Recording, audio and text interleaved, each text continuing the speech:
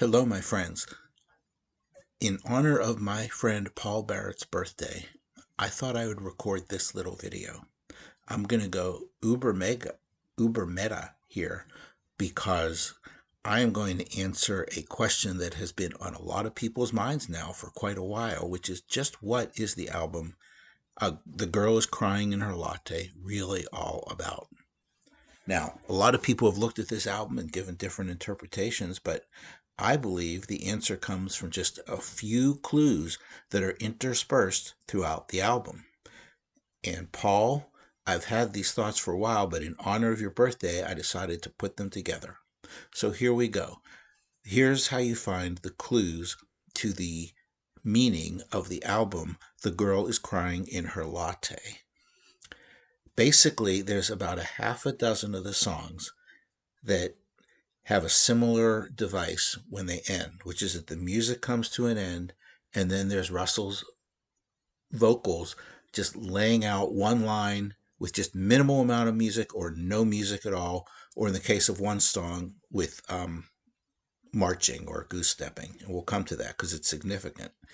So if you just take those lines where the music goes away and you just focus on what they say in those lines, you can find the true meaning of the album, The Girl is Crying in Her Latte. So, starting from the very beginning, the song The Girl is Crying in Her Latte itself, here it's a little different because the music slows down a bit, but yet you hear Russell sing very prominently, The Girl is Crying in Her Latte bad. Why is that important? Because it tells you that they are going to explore some issues that are of importance to them. Because one thinks of latte as something that brings joy and enjoyment, but yet here's a girl who is crying in her latte, so she is not enjoying it. So that tells us this is going to be about an album about mixed emotions, diversity in thinking, and inconsistencies in how we look at the world. And it also leads to some thoughts, as you'll see, about what Sparks thinks about where their career is, where it's been, and where it may be going.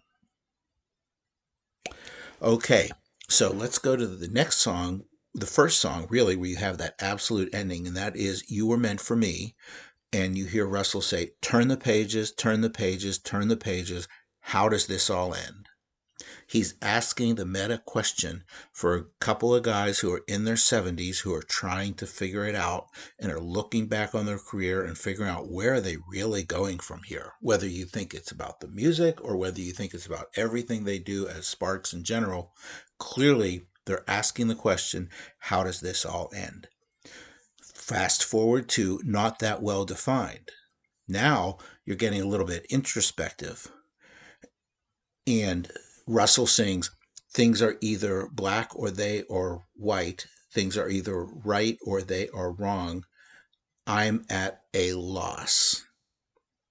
So here what they're doing is they're capturing their entire career in one line because they've always been pressured to be black and white, to be more clear about, just like the song itself, to be more clear about what they're really about.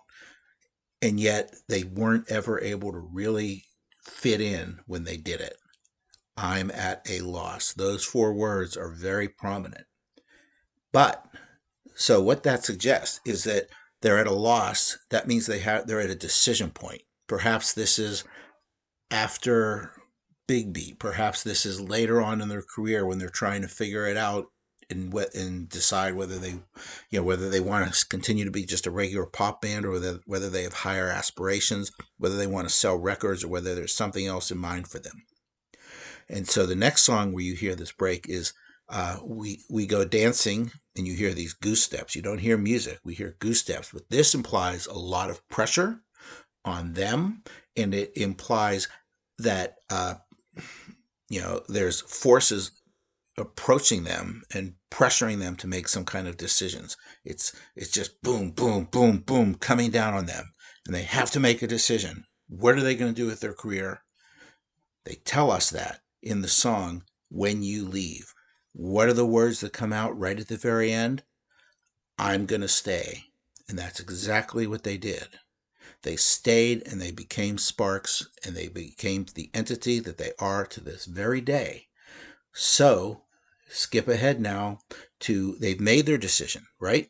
The goose stepping, the marching, it forced them to make a decision. They decided, I'm going to stay. How do they feel about it? It's sunny today. What are the last three words you hear? It's sunny today. They feel good. They're in a good place. They're happy. It's sunny today. Then you move ahead, and here's one where you have to think about it, and this may be open to different interpretations. Unlike everything else I've said, which is black and white, you have the song "The Love Story." And what's the last thing he says?